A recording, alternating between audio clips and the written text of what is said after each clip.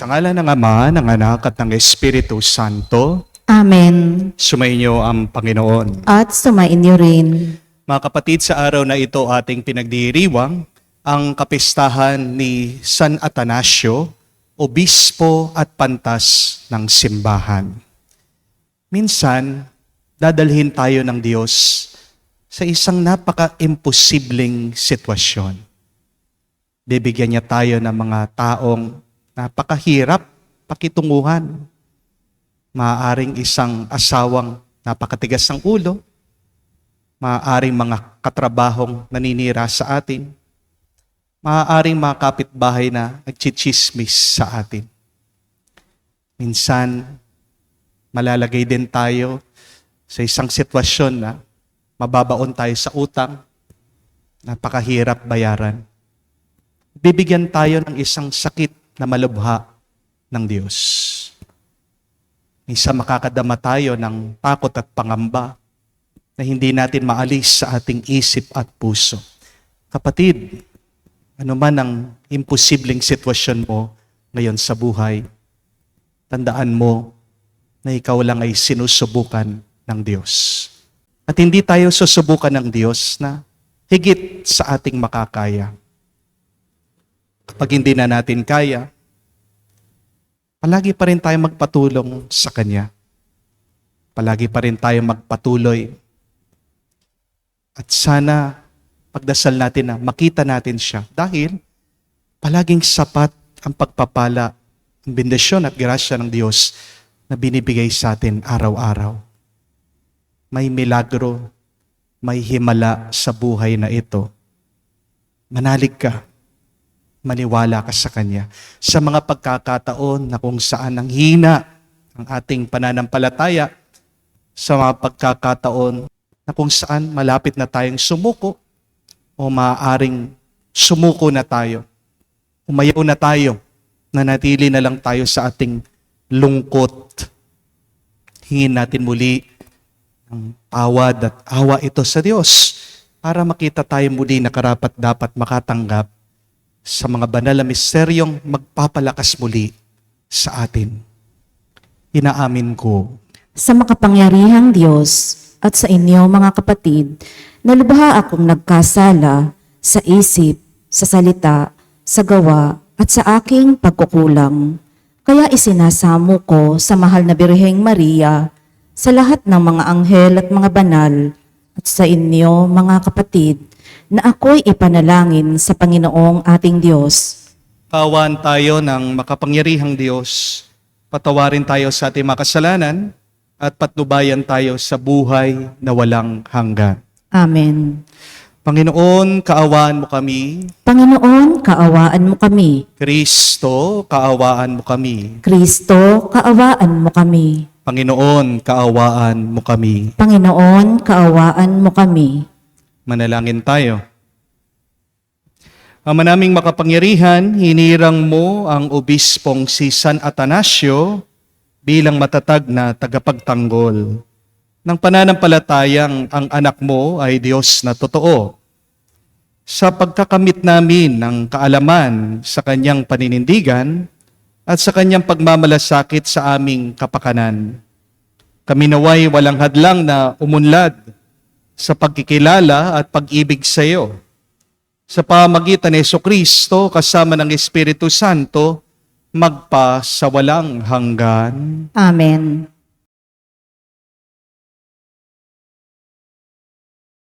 Pagbasa mula sa mga gawa ng mga apostol. Noong mga araw na iyon, tumindig ang isang pariseyong nagngangalang Gamaliel, tagapagturo ng kautusan, at iginagalang ng buong bayan. Iniutos niyang ilabas muna ang mga apostol, saka nagsalita. Mga kababayan, isipin ninyong mabuti ang gagawin sa mga taong ito. Hindi pa nagtatagal na lumitaw si Teudas, na nagpanggap na isang dakilang pinuno at nakaakit ng may 400 tagasunod. Ngunit nang mapatay siya, nagkawatak-watak ang mga tauhan niya at nauwi sa wala ang kilusan. Pagkatapos, lumitaw naman si Judas na taga Galilea noong panahon ng pagpapatala at nakaakit din ng maraming tauhan. Nang mapatay siya, nagkawatak-watak din ang mga tagasunod niya. Kaya't sinasabi ko sa inyo, huwag ninyong pakialaman ang mga taong ito. Hayaan ninyo sila. Kung ang kanilang panukala o pagpupunyaging ito'y mula sa tao, ito'y mabibigo. Ngunit kung mula sa Diyos, hindi ninyo ito masasansala at lilitaw pang lumalaban kayo sa Diyos. Napahinuhod sila sa payo ni Gamaliel. Pinapasok na muli ang mga apostol at pagkatapos ipapalo at pagwalang mangaral. Pagbawalang mangaral sa pangalan ni Jesus, sila'y pinalaya. Galak na umalis ang mga apostol sa harap ng Sanhedrin, sapagkat minarapat ng Diyos na sila'y malagay sa kahihiyan, alang-alang sa pangalan ni Jesus. At araw-araw, nagpupunta sila sa templo at sa mga tahanan, at dooy nagtuturo at nangangaral tungkol kay Jesus, ang Kristo, ang salita ng Diyos.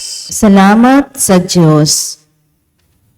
Ang tanging aking mithi, Panginooy, makapiling. Ang tanging aking mithi, Panginooy makapiling. Tanglaw ko'y ang poon, aking kaligtasan, kaya walang takot ako kanino man. Sa mga panganib kanyang iingatan, kaya naman ako'y walang agam-agam. Ang tanging aking mithi, Panginooy makapiling. Isang bagay lamang ang aking mithiin, isang bagay itong sa poon hiniling, ang ako'y lumagi sa banal na templo, upang kagandahan niya'y mamasdan ko, at yaong patnubay niya ay mata mo. Ang tanging aking mithi, Panginooy makapiling. Ako'y nananalig na bago mamatay, masasaksihan ko ang iyong kabutihan na igagawad mo sa mga hinirang. Sa Panginoong Diyos tayo'y magtiwala, ating patatagin ang paniniwala.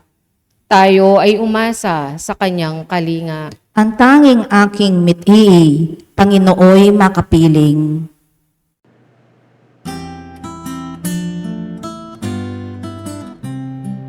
Alleluia, alleluia, alleluia, alleluia, alleluia, alleluia, alleluia, alleluia, alleluia, alleluia, alleluia, alleluia. Ang tao ay nabubuhay sa salita ng may kapal na pagkaing kanyang bigay. Aleluya, aleluya. Sumainyo ang Panginoon. At sumainyo rin. Ang mabuting balita ng Panginoon ayon kay San Juan. Papuri sa iyo, Panginoon. Nung panong yun, tumawid si Jesus sa ibayo ng lawa ng Galilea at tinawag ding lawa ng Tiberias. Sinundan siya ng napakaraming tao sapagkat nakita nila ang mga kababalaghang ginawa niya sa pagpapagaling sa mga may sakit. Umahon si Jesus sa burol kasama ang kanya maalagad at naupo roon. Malapit na noon ang pista ng Paskwa ng mga Hudyo. Tumanaw si Jesus at nakita niyang dumarating ang napakaraming tao. Tinanong siya ni Felipe, "Saan tayo bibili ng tinapay upang makakain ang mga taong ito?"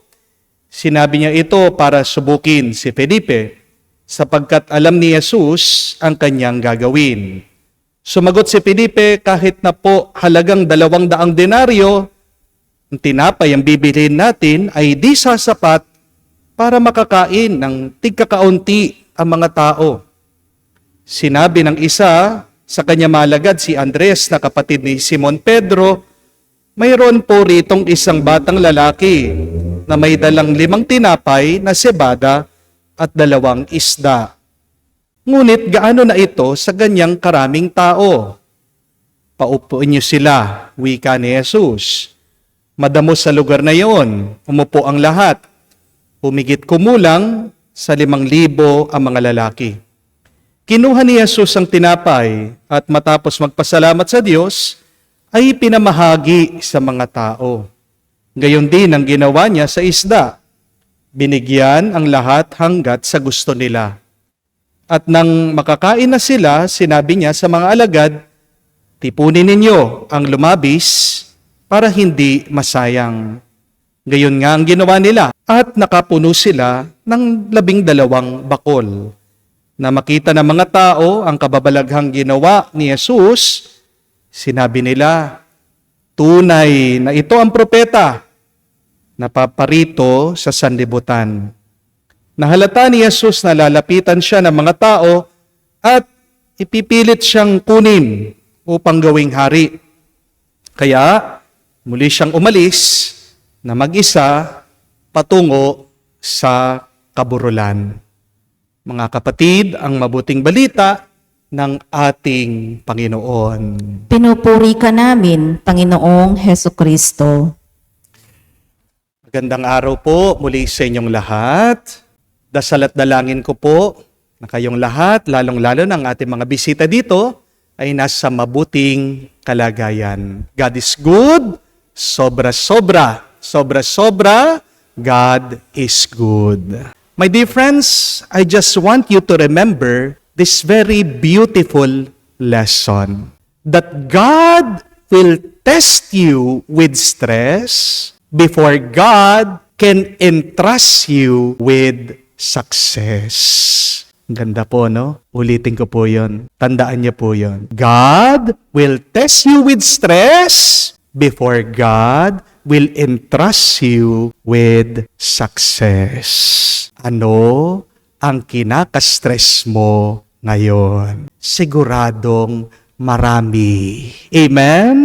Pero walang pagsubok, wala ka ding pagkapanalo. Pagkatapos ng pagsusulit, meron palaging pagpapala. Gusto man natin hindi, susubukan tayo ng Diyos. Amen? Our whole life is a test because we have a God who tests us.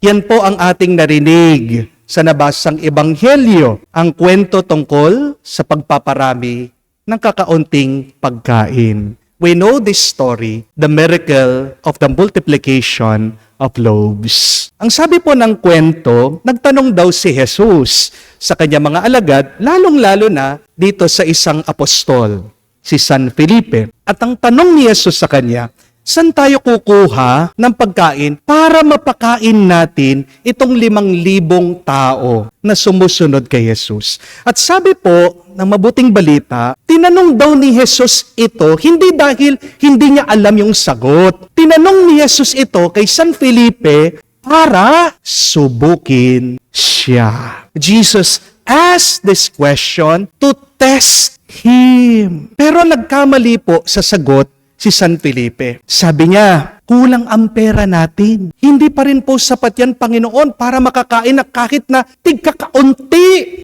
Ang sobrang daming taong ito, 5,000 po sila, Panginoon. Mali po yung sagot niya. Ang tamang sagot dito, dapat ay, ikaw, Panginoon, ang magpapakain sa kanila. Dahil ikaw, Panginoon, ang tinapay ng buhay.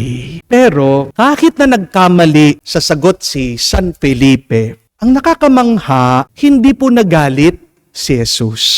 Nagpasensya siya. Di natin kamuka tayo mga tao, hindi po ba? Kapag nagkakamali ang ibang tao, agad tayong nagagalit, agad tayong naiinis. Napofrustrate tayo, nadidisappoint tayo. Pero mabuting balita, ang ating Panginoon, relax lang siya. Malamig ang kanyang ulo.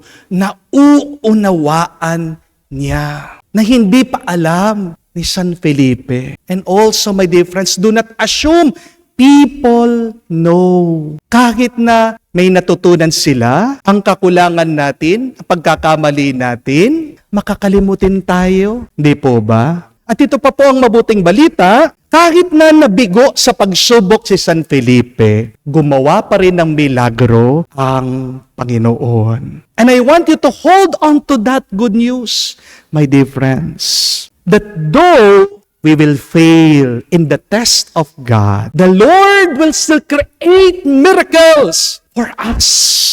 Wow! Kahit na mabigo ka, gagawa at gagawa pa rin ng himala at ng milagro ang Panginoon. Because miracles do not depend on your success.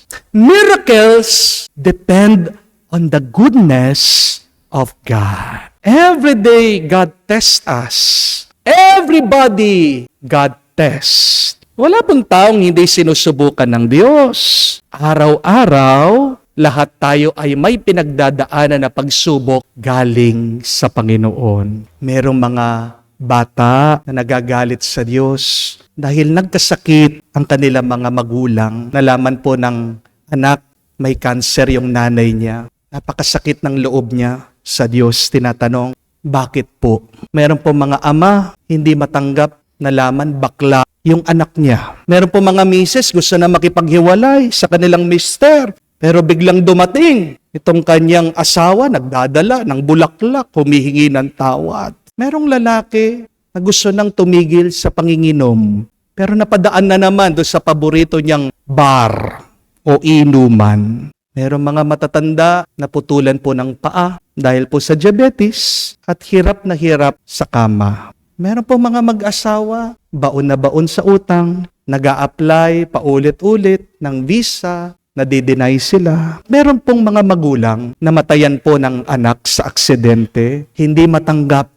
nagluluksa hanggang ngayon. Huwag mong isipin, kapatid, na nag-iisa kang sinusubukan ng Diyos. Hindi mo lang alam yung katabi mo, yung kaharap mo, yung mga nakakasalubong mo, nakakasalamuha mo araw-araw. May mas matindi, mas grabe, mas malalang pagsubok kesa sa'yo. Pero lumalaban sila kasi sa puso nila, pinaniniwalaan nila, pinaglalaban pa rin sila ng Diyos.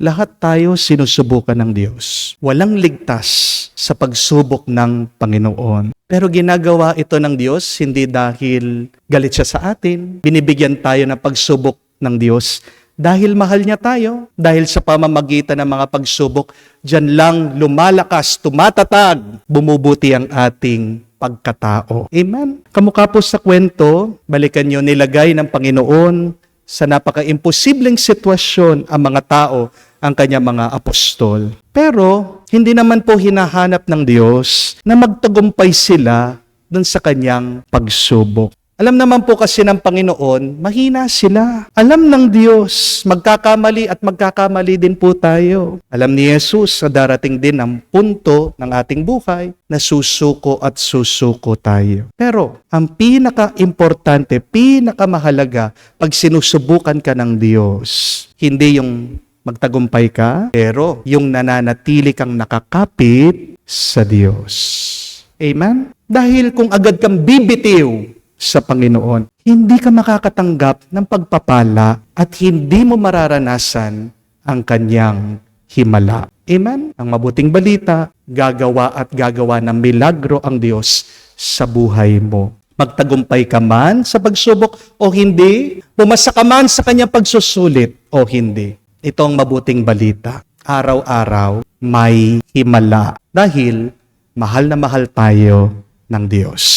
Amen? Gustong-gusto ko po yung payo ni Pope Francis sa mga kabataan. Bago man po pumanaw si Pope Francis, kinuhanan po siya ng video. Tinanong po sa kanya ito, anong masasabi niya, anong mensahe niya sa mga kabataan or youth? Pope Francis said, the most important thing in life is to keep on walking. When you walk, everything goes well. Because when you continue to walk, you are like water flowing. But water that stops, it becomes dirty. It becomes corrupted. It becomes full of disease. Water that stops is not living. Water that stops is dead.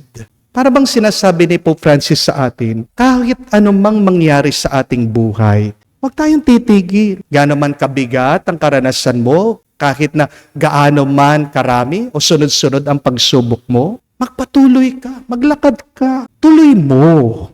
Dahil habang nagpapatuloy ka, sasamahan ka ng Diyos. Hindi ka niya papabayaan. Magpatuloy tayo, humihingi ng lakas ng loob, ng tuwa, ng grasya, galing sa Panginoon. O nga naman po, no? Isang tukso sa atin pag tayo nagkakamali at nabibigo ay yung tumigil na lang. Opo, tumigil ka kapag nadapa ka. Nasaktan ka eh. Pero kapag nagkamali ka, tumigil ka para lang magpahinga, para lang magpalakas, at para lang matuto ka dun sa iyong pagkakamali. Dahil pag may natutunan ka sa iyong pagkakamali, yan ay nagiging karunungan. At ang karunungan, yan ang magsisilbi at tutulong sa iyo na lumakas, magpatuloy, at huwag huminto. Kung titigil ka, susuko ka na agad, kapatid, hindi mo makikita at mararanasan yung napakagandang milagro na hinahanda ng Diyos para sa iyo.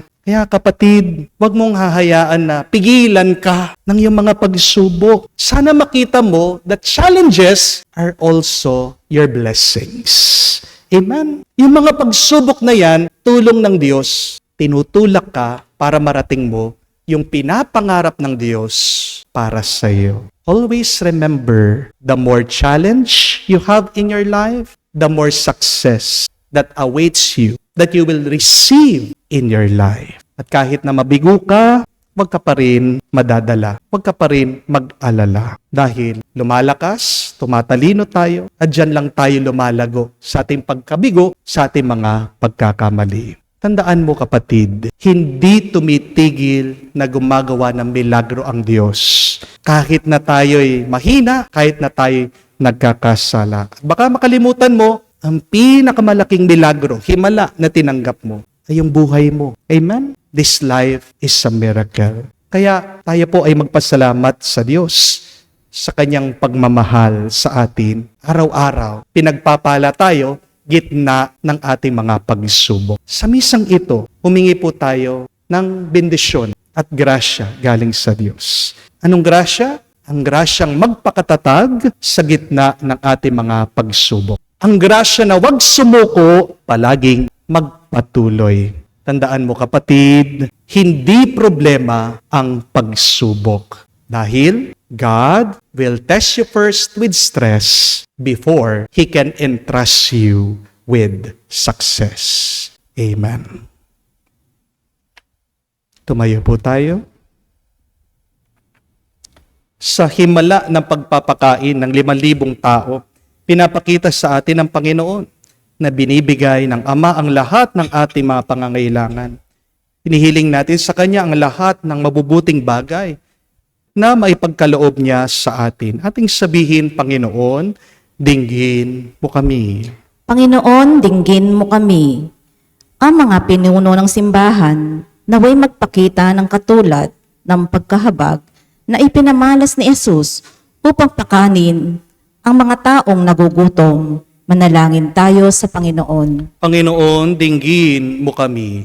Ang mga Kristiyano naway tularan ang ginawa ng batang nagbahagi ng kanyang pagkain at magbahagi rin ng anumang maaaring makatulong sa mga nangangailangan. Manalangin tayo sa Panginoon. Panginoon, dinggin mo kami.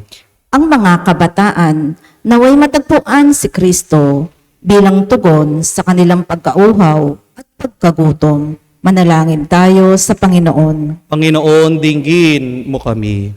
Sa katahimikan po ng ating puso, banggitin din natin sa Diyos ang ating mga personal na pangangailangan. Mapagmahal na Ama, dinggin mo ang mga panalangin ng iyong bayan nagtitipon upang mag-alay at tanggapin ang handog na walang pagmamaliw. Ang iyong anak na nabubuhay at nagahari, magpa sa walang hanggan. Amen.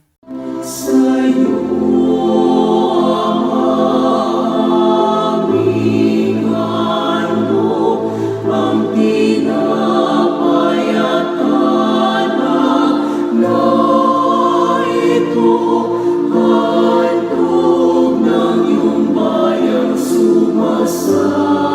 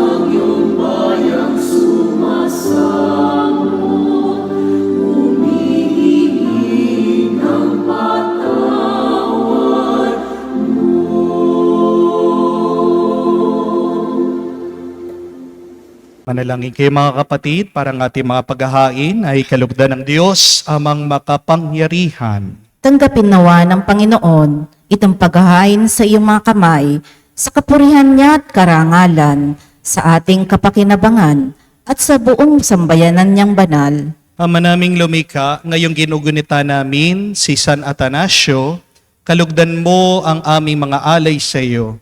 At amin nawang mapakinabangan ang walang pag-aalinlangang, paninindigan sa iyong anak na siyang katotohanan at siyang wagas na sinampalatayanan ng obispong banal na aming pinararangalan sa pamamagitan ni Jesucristo kasama ng Espiritu Santo magpa sa walang hanggan. Amen. Sumainyo ang Panginoon. At sumainyo rin. Itaas sa Diyos sa inyong mga puso at diwa. Itinaas na namin sa Panginoon. Pasalamatan natin ang Panginoong ating Diyos. Marapat na siya ay pasalamatan. Ama naming makapangyarihan, tunay nga marapat ikaw ang aming pasalamatan. Sa pamamagitan ni Jesucristo na aming Panginoon.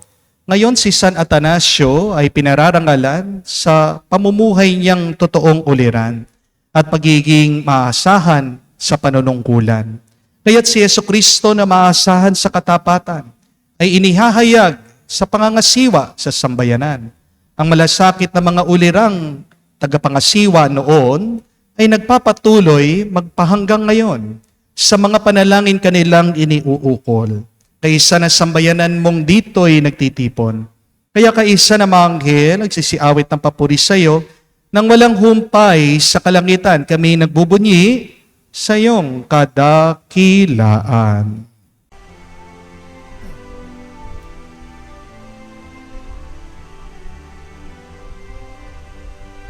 Santo, Santo, Santo, Panginoong Diyos ng mga hukbo, napupuno ang langit at lupa ng kadakilaan mo. Hosana, Hosana, sa kaitaasan, pinagpala ang naparito. Sa ngalan ng Panginoon, Hosana, Hosana, sa kaitaasan, Hosana, Hosana, sa kaitaasan.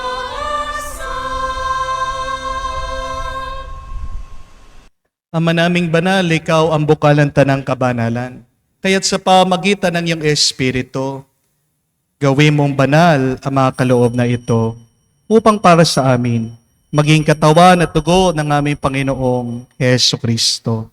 Bago niya pinagtiisang kusang loob na maging handog, hinawakan niya ang tinapay, pinasalamatan kanya, pinaghati-hati niya iyon. Inabot sa kanya malagad at sinabi, "Tanggapin ninyong lahat ito at kanin. Itong aking katawan ay hahandog para sa inyo."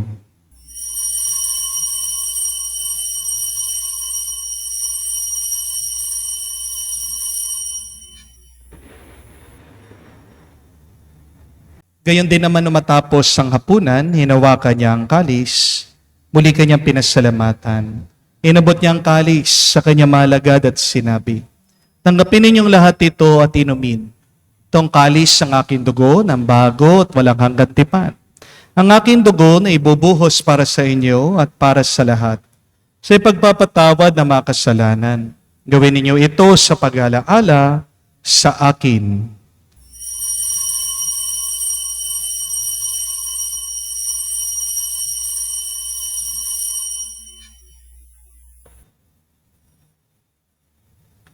Ang misteryo ng pananampalataya.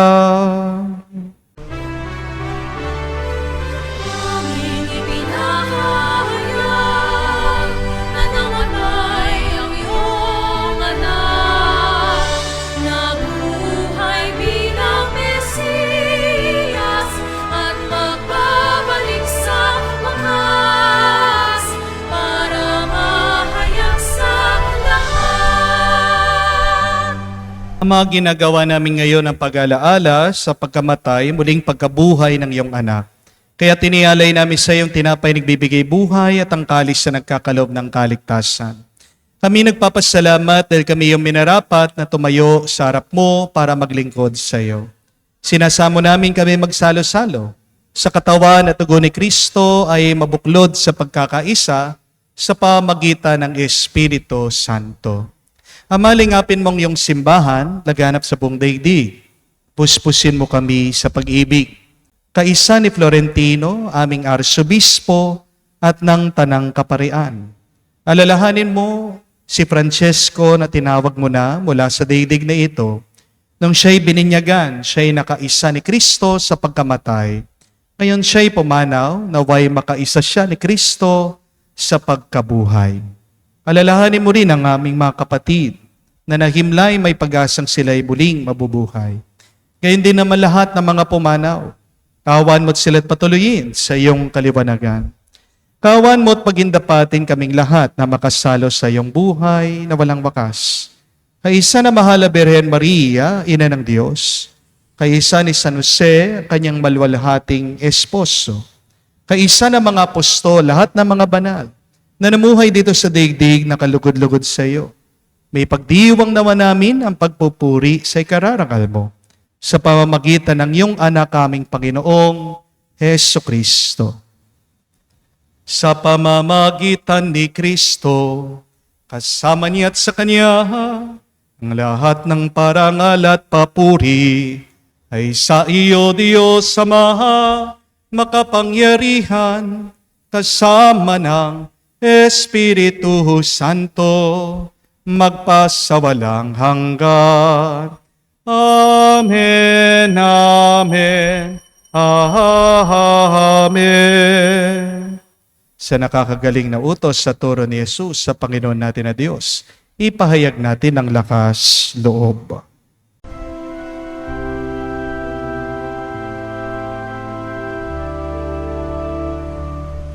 Ama namin, sumasalangit ka, sambahin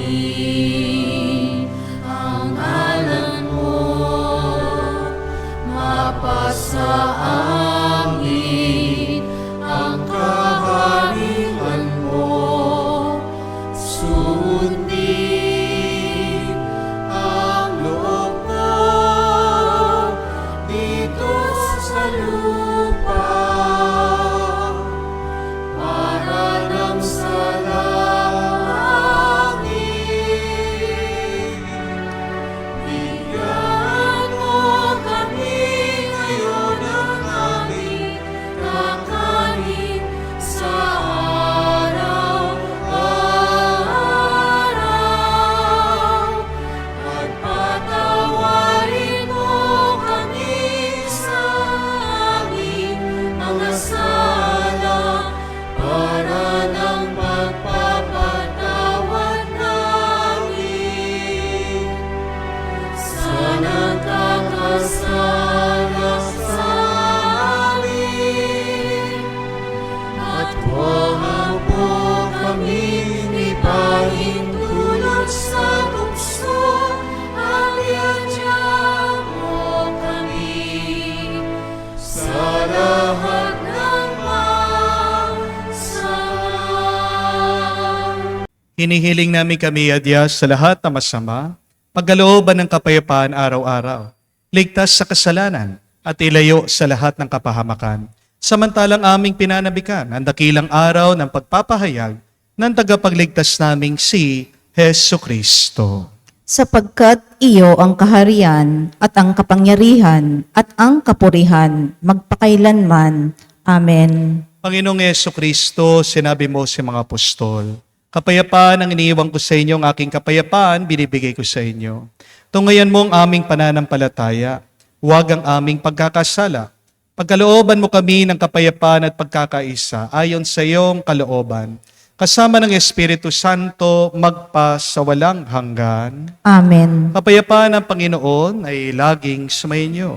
At sumainyo rin. Magbigayan po tayo ng kapayapaan sa bawat isa. Tisoy niyo po, kapayapaan po sa inyong lahat. Cordero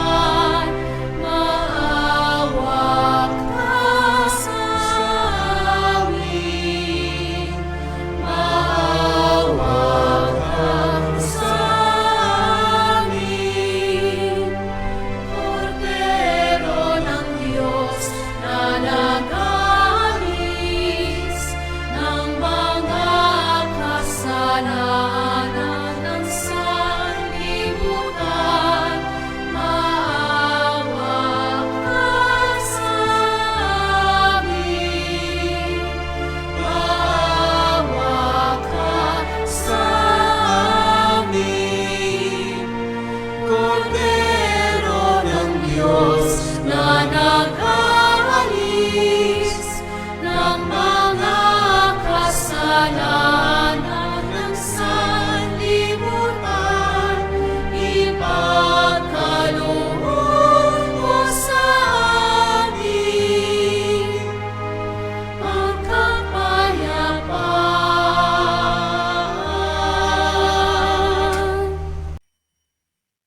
Mga kapatid, naririto ang ating Panginoong Jesucristo, ang Kordero ng Diyos. Siya nag-aalis sa mga kasalanan ng sanlibutan.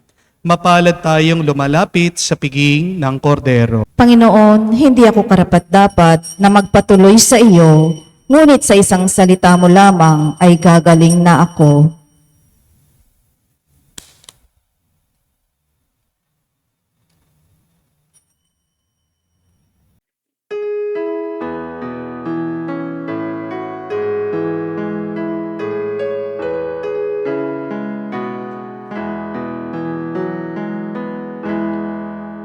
Tinanggap ko ang buhay na Diyos, puso ko ay nakalahak.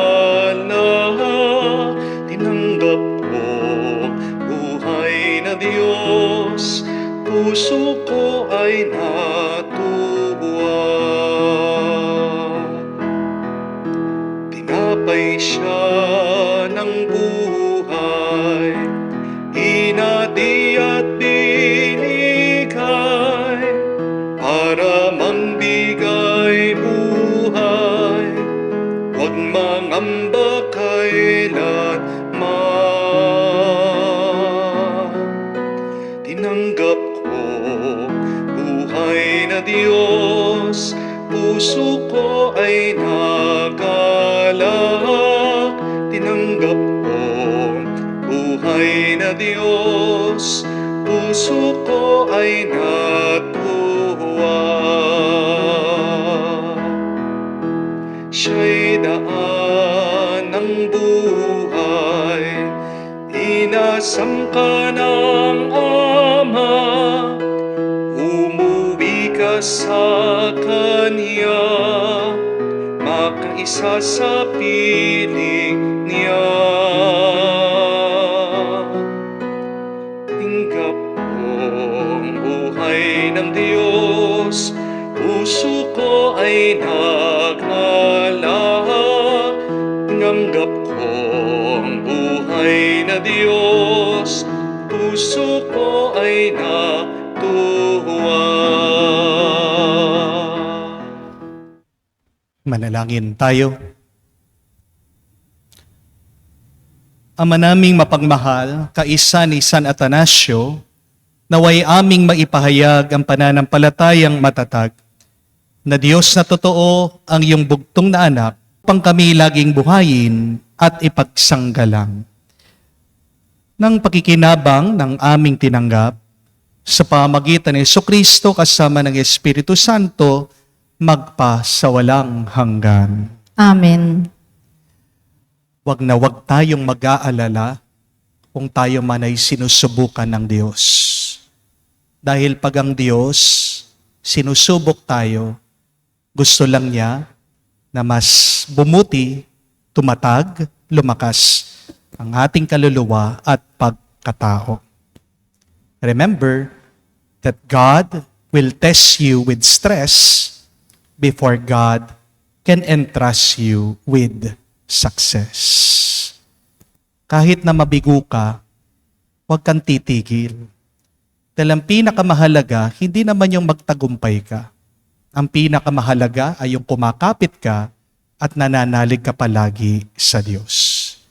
Tandaan mo, kapatid, kahit naman magkamali ka o mabigo ka, kamukha ng apostol si San Felipe, gumawa pa rin ng milagro at himala ang Diyos. Kaya, kapatid, naway pagdasal mo pa sa Diyos. Palakasin ang iyong pananampalataya. Pag naging malaki, malalim, malakas ang iyong pananampalataya, yan ang pinakamagandang tagumpay na hinahanap ng Diyos sa iyo. Ask the Lord, pray, Lord, grant me a strong faith, a deep faith, a big faith in you, so that I can overcome whatever problems and challenges in my life. Has also the joy to continue. Di lang yung nagpapatuloy, pero magpatuloy ka na may tuwa sa iyong puso. Nanuhin mo yung naglalakbay kang miserable at malungkot. Di po ba? Pag nagpapatuloy ka, naglalakad ka, kamukha ng sabi ni Pope Francis, buhay ka. Pero hindi sapat ang maging buhay tayo. Kailangan umapaw ang buhay ng Diyos sa ating buhay. Yan ang ating ipagdasal. Maniwala tayo, magtiwala tayo. Pinagkakalob ng Diyos, hindi lang pagpapala, pero napakarami pang himala araw-araw sa ating buhay. Sumainyo ang Panginoon. At sumain niyo rin. At kayo'y basbasan ng Diyos, makapangyarihan sa lahat, sa ngalan ng Ama, ng Anak, ng Espiritu Santo. Amen. Ang ating misa ay natapos na. Umayo kayo sa kapayapaan ni Kristo. Salamat sa Diyos.